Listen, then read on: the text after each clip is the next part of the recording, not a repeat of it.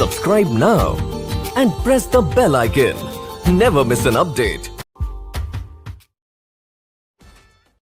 अब हम लोग पढ़ेंगे कारक के बारे में। किसके बारे में पढ़ेंगे? कारक के बारे में। देखिए, कारक का अर्थ होता है करने वाला। कारक का अर्थ क्या होता है? करने वाला। अगर कारक का अर्थ देखा जाए तो कारक का अर्थ है करने वाला, यानी कोई भी क्रिया, कोई भी काम को करने वाला, ये अर्थ होता है कारक का। अब कारक का परिभाषा अगर समझिएगा तो कारक का परिभाषा क्या हो जाएगा? संज्ञा या सर्वनाम के जिस रूप से उसका संबंध वाक्य में क्रिया जो आएगा उससे करवाएगा, उसी चीज़ को हम क्या बोलेंगे? कारक बोलेंगे। संज्ञा या सर्वनाम के जिस रूप से उसका संबंध वाक्य में आए क्रिया के साथ कराएगा, वो कौन सा शब्द कहलाएगा? कारक कहलाएगा। ठीक है। यानी अगर इसका परिभाषा लिखिएगा कारक का, तो कारक का परिभाषा क्या लिखिएगा? कारक का परिभाषा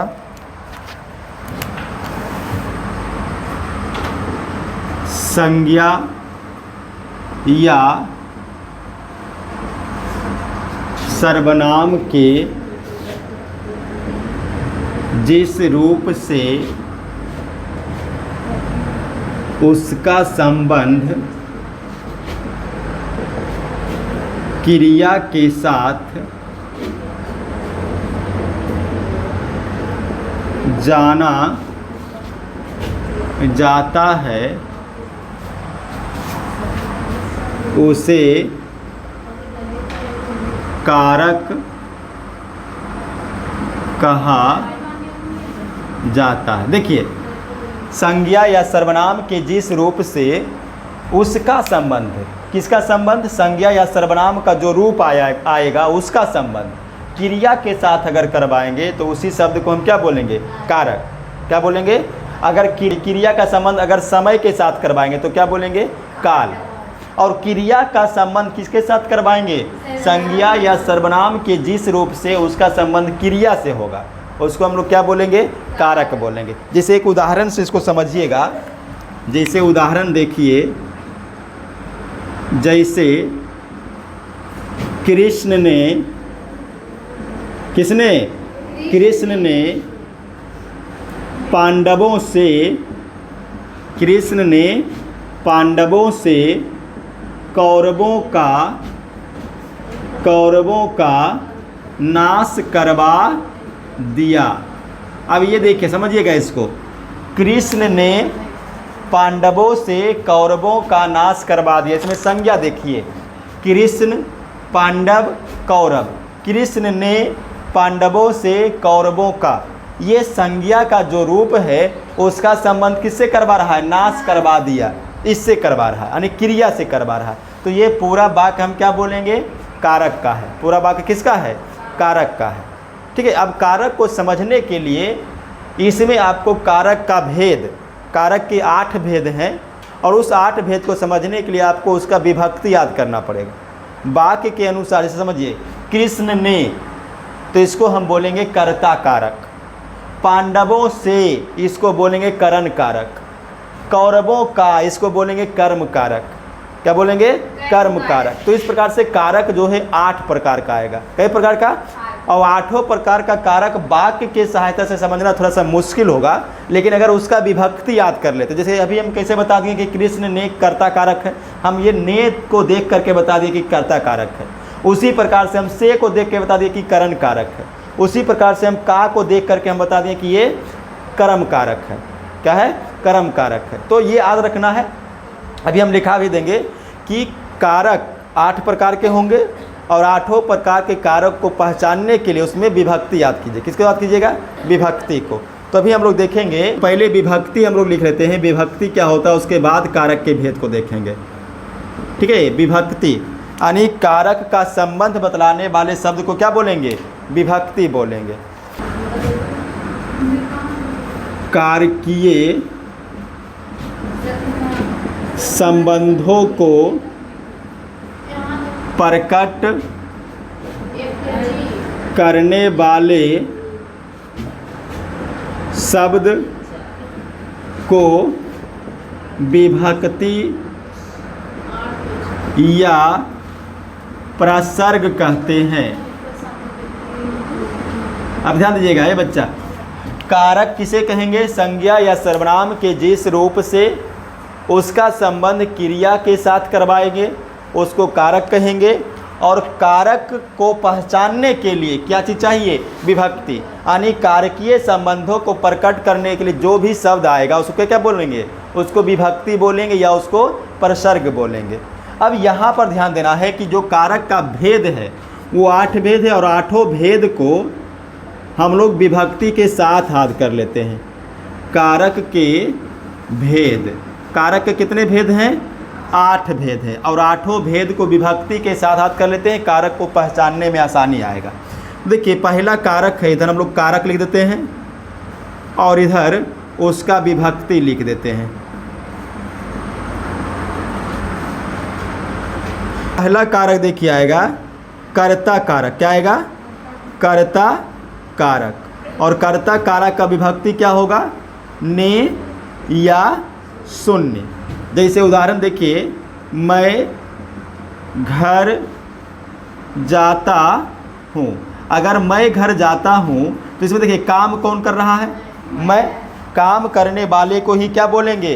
कर्ता कारक। तो यहाँ पर देखिए विभक्ति जो शून्य है, मतलब विभक्ति शून्य है, यहाँ पर ने नहीं है।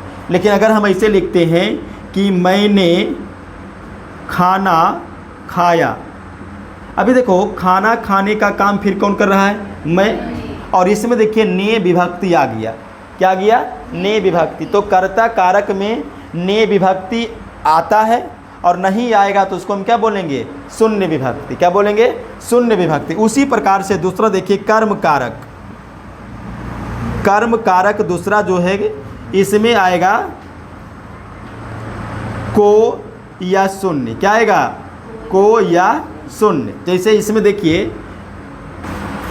अब कर्म कारक किसको कहेंगे? जिस काम को किया जाएगा, जिस काम को किया जाएगा उसी को बोलेंगे कर्म कारक। तो कर्म कारक में को रह भी सकता है या को नहीं भी रह सकता, इसलिए इसको शून्य बोलेंगे। तीसरा आएगा करण कारक। क्या आएगा? करण कारक। करण कारक का विभक्ति क्या होगा? से। क्या होगा? से। उसके बाद चौथा आएगा संप्रदान कारक। क्या आएगा? संप्रदान कारक। संप्रदान कारक का विभक्ति होगा को या के लिए। को लिए या के लिए। उसके बाद इधर से देखिएगा पचमा कारक आपादान। आपादान कारक में विभक्ति क्या आएगा? में। क्या आएगा? में। उसके बाद छठा आ जाएगा संबंध कारक। संबंध कारक में विभक्ति आ जाएगा का, के, की। जैसे राम का भाई है ना, उसका दोस्त, उसके दोस्त, उसकी बहन, इस प्रकार से का, के, की आएगा। उसके बाद सतमा क्या आएगा? अधिकरण कारक।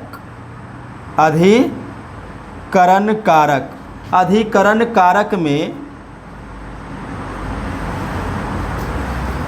विभक्ति रहेगा में या पर। में या पर। जैसे वह घर में है, वह छत पर है, तो इस प्रकार से वो अधिकरण कारक को। और लास्ट आपका आएगा संबोधन कारक। संबोधन मतलब किसी को पुकारना या किसी को संबोधित करना, किसी को बुलाना।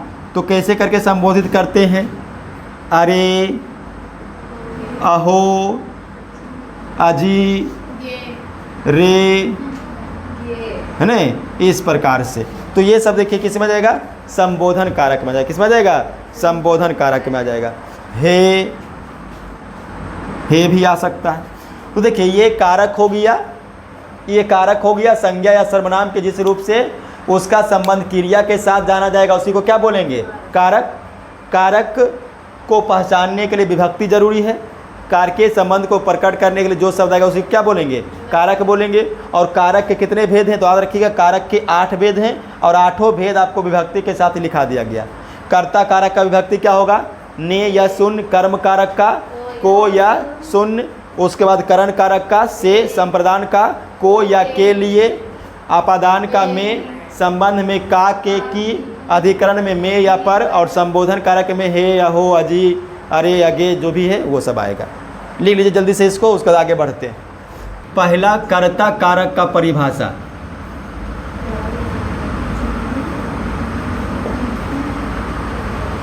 कर्ता कारक, देखिए शब्द के जिस रूप से क्रिया के करने वाले का बोध होगा। किसका?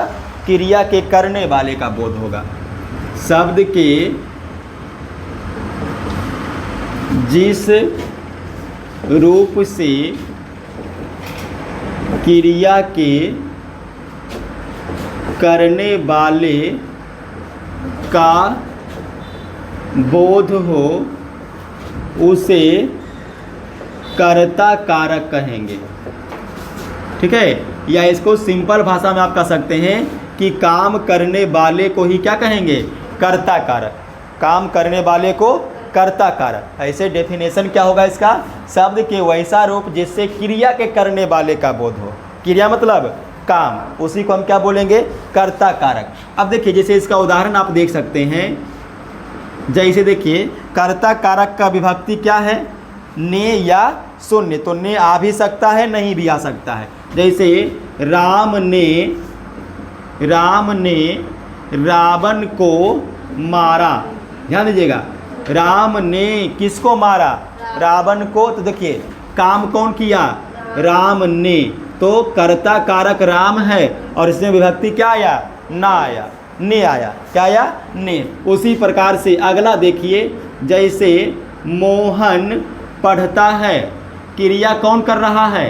देखिए मोहन, क्रिया करने वाले। देखिए क्रिया को करने वाले, तो मोहन पढ़ता है। इसमें देखिए ने विभक्ति नहीं है, ने विभक्ति या लोप हो गया है। तो हम क्या बोलेंगे कि शून्य विभक्ति। क्या है? शून्य विभक्ति है। ने विभक्ति वाला एक उदाहरण और देख लीजिए। जैसे उसने, किसने? उसने बाघ देखा। उसने बाघ देखा। तो यहाँ पे देखिए देखने का काम कौन किया? उसने। तो ने विभक्ति आ गया, कर्म कारक, कर्ता कारक हो गया। तो कर्ता कारक में ने विभक्ति से पहचान सकते हैं या शून्य। लेकिन याद रखिएगा कर्ता कारक किसको कहेंगे? काम करने वाले के, क्रिया करने का बोध जो करवाएगा उसी को हम बोलेंगे कर्ता कारक। उसके बाद दूसरा देखिए कर्म कारक। अब कर्म कारक क्या हो जाएगा? शब्द के जिस रूप से क्रिया का प्रभाव, क्रिया का फल यानी प्रभाव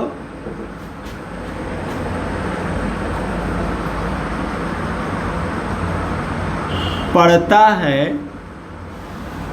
शब्द के जिस रूप से क्रिया का फल पड़ता है उसे कर्म कारक कहते हैं। क्या कहते हैं? कर्म कारक कहते हैं। शब्द के जिस रूप पर, कर दीजिए यहाँ पर, शब्द के जिस रूप पर क्रिया का प्रभाव पड़ता, समझिएगा, शब्द के जिस रूप पर क्रिया का प्रभाव पड़ेगा उसी को क्या बोलेंगे? कर्म कारक। जैसे इसका भी उदाहरण देख सकते हैं। जैसे राम ने रावण को मारा। राम ने रावण को मारा। तो देखिए कर्ता कारक यहाँ पर कौन है? राम ने। काम यही किया, राम ने मारा। किसको मारा? रावण को। तो मारना जो है क्रिया, उसका प्रभाव किस पर पड़ रहा है? राम पर, रावण पर, है ना। क्रिया है मारा और उसका प्रभाव किस पर पड़ेगा? रावण पर। तो ये जो रावण को है यही आपका क्या है? कर्म कारक। क्या है? कर्म कारक। उसी प्रकार से सीता कहानी लिखती है। अभी देखिए इसमें कर्म कारक पहचानना है। तो कर्म कारक पहचानने के लिए क्या देखना है? क्रिया का प्रभाव जिस पर पड़ेगा। क्रिया क्या है? लिखना। और लिखना का प्रभाव किस पर पड़ेगा? कहानी पे। तो कहानी क्या है? कर्म कारक। और सीता क्या है? कर्ता कारक। तो कर्ता कारक में को रह भी सकता है, को नहीं भी कर्म कारक में को रह भी सकता है और को शून्य भी रह सकता है। जैसे यहाँ देखिए रावण को है दिया हुआ, कहानी के बाद को नहीं यानी शून्य विभक्ति हो गया। ठीक है। अब तीसरा देखिएगा,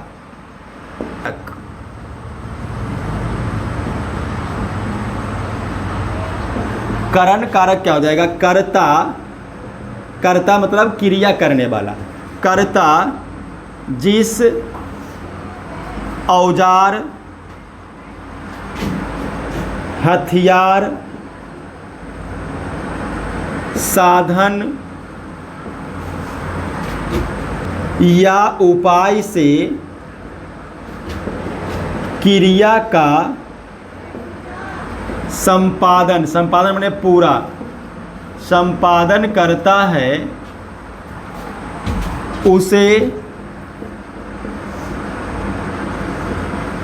करण कारक कहते हैं। समझिए बात को। कर्ता, कर्ता मतलब जो काम कर रहा है, लेकिन वो काम किसके सहायता से कर रहा है? जिस चीज़ से वो काम को करेगा, जिस औजार से, हथियार से, साधन से या उपाय से काम को करेगा, उसी को हम क्या बोलेंगे? करण कारक। जैसे मान लीजिए कि इसमें है राम ने रावण को मारा, तो राम रावण को किस साधन से मारा होगा, किस उपाय से मारा होगा? तो अगर हम बोलेंगे राम ने रावण को बाण से मारा, किससे मारा? बाण से। तो देखिए औजार क्या गया, हथियार क्या गया, साधन क्या गया? बाण। तो बाण से क्या है? करण कारक। बाण से क्या है? करण कारक। यानी हम किस कह सकते हैं? अर्थात जिससे काम हो, जिससे काम हो उसे करण कारक कहते हैं। ठीक है, जैसे यहाँ पर देखिए, जैसे उदाहरण देखिए, राम ने रावण को बाण से मारा। अब देखिए इसमें काम क्या है? मारना। और काम हो किससे रहा है? बाण से। तो ये बाण से जो आ गया वो आपका क्या गया? करण कारक। उसी प्रकार देखिए सीता कहानी लिखती है, तो सीता कहानी क्या चीज़ से लिखती है? कोई तो साधन होगा, है ना, कोई तो उपाय होगा। तो मान लीजिए लिख देते हैं कि सीता कलम से कहानी लिखती है। किससे कहानी लिखती है? कलम से कहानी लिखती है। तो काम किससे हो रहा है? देखिए लिखने का काम किससे हो रहा है? कलम से। किससे हो रहा है? कलम से। तो कलम से क्या कहलाएगा? करण कारक। क्या कहलाएगा? करण कारक। तो जिससे काम होगा उसी को क्या बोलेंगे? करण कारक। क्या होगा? करण कारक। क्लियर? चौथा देखिए संप्रदान कारक। चौथा क्या आएगा? संप्रदान कारक। यानी जिसको कुछ दान किया जाए, कुछ जिसको कुछ दिया जाए उसी को क्या बोलेंगे? संप्रदान कारक। यानी कर्ता जिसके लिए, कर्ता जिसके लिए क्रिया का संपादन करता है, क्रिया का संपादन करता है, उसे संप्रदान कारक कहते हैं। उसे संप्रदान कारक कहते हैं। अर्थात जिसके लिए किया जाए उसे संप्रदान कारक कहते हैं। समझिए बात को। कर्ता, कर्ता मतलब करने वाला। तो किसके लिए वो क्रिया कर रहा है, किसके लिए वो काम कर रहा है, उसको हम क्या बोलेंगे? संप्रदान कारक। यानी जिसके लिए कुछ किया जाएगा, जिसके लिए कुछ किया जाएगा उसी को हम क्या बोलेंगे? संप्रदान कारक। जैसे एग्जाम्पल देखिए इसका, जैसे उदाहरण से इसको समझिएगा। जैसे वह भिखारी को दान देता है या वह भिखारी को पैसे देता है। तो देखिए इसमें कर्ता कौन है? वह। और वह काम किया देने का, किसको? भिखारी को। तो यहाँ पर भिखारी को क्या हो जाएगा? भिखारी को क्या हो जाएगा? संप्रदान कारक। क्या हो जाएगा? संप्रदान कारक। क्योंकि वह कर्ता किसके लिए काम कर रहा है? भिखारी के लिए। किस पल? पिता पुत्र के लिए दवाई लाता है। अब देखिए यहाँ पर कर्ता कारक कौन है? बोलिए, कर्ता कारक कौन है? पिता। क्योंकि काम यही कर रहा है, यही ला रहा है क्या? दवाई। किसके लिए ला रहा है? पुत्र के लिए। तो ये क्या हो जाएगा आपका? संप्रदान कारक। तो संप्रदान कारक में या तो को रह सकता है या तो के लिए रह सकता है, लेकिन कब? जब ये किसी के लिए कुछ करेगा। ठीक है, इसको लिख के उसके बाद आगे बढ़ते हैं। आपादान कारक, आपादान कारक। अब देखिए आपादान कारक में क्या होगा? जिससे किसी वस्तु से अलगाव या जुदाई का बोध होगा, उसी को हम क्या बोलेंगे? आपादान कारक, है ना। जिस शब्द से किसी वस्तु का अलगाव मतलब अलग होना या जुदाई या अलग होना समझा जाए,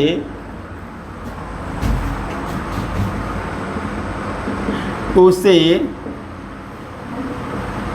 आपादान कारक कहते हैं। समझिए, वैसा शब्द जिससे किसी वस्तु के अलगाव का, जुदाई का या अलग होने का बोध होगा, उसी को हम क्या बोलेंगे?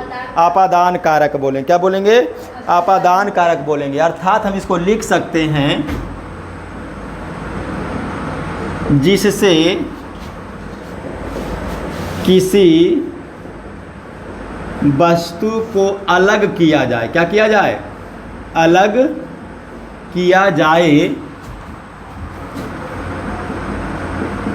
उसे आपादान कारक कहते हैं।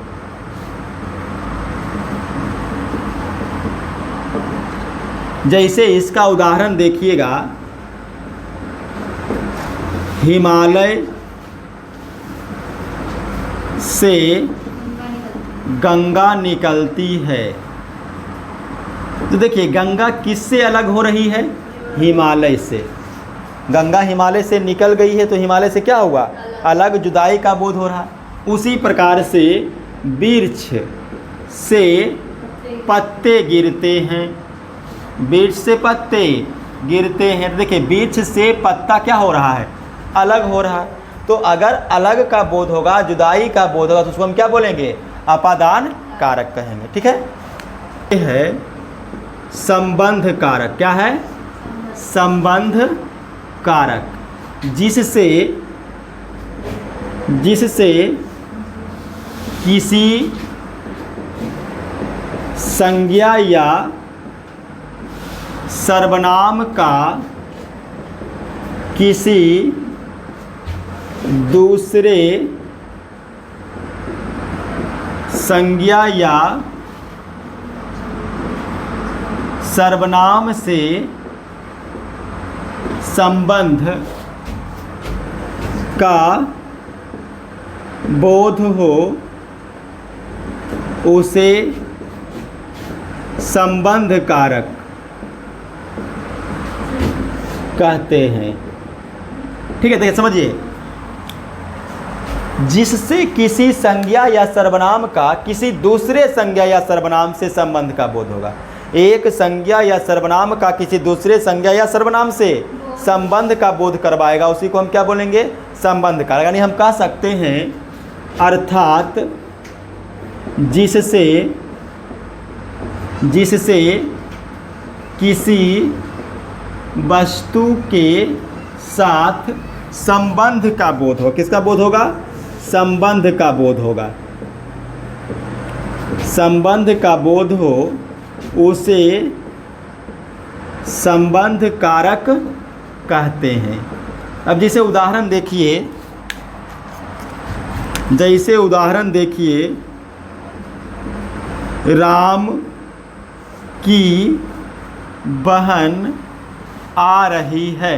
अब देखिए, राम संज्ञा और राम की बहन। तो देखिए एक संज्ञा का संबंध किससे करवा रहा है? दूसरे संज्ञा से। बहन क्या हो गया? संज्ञा।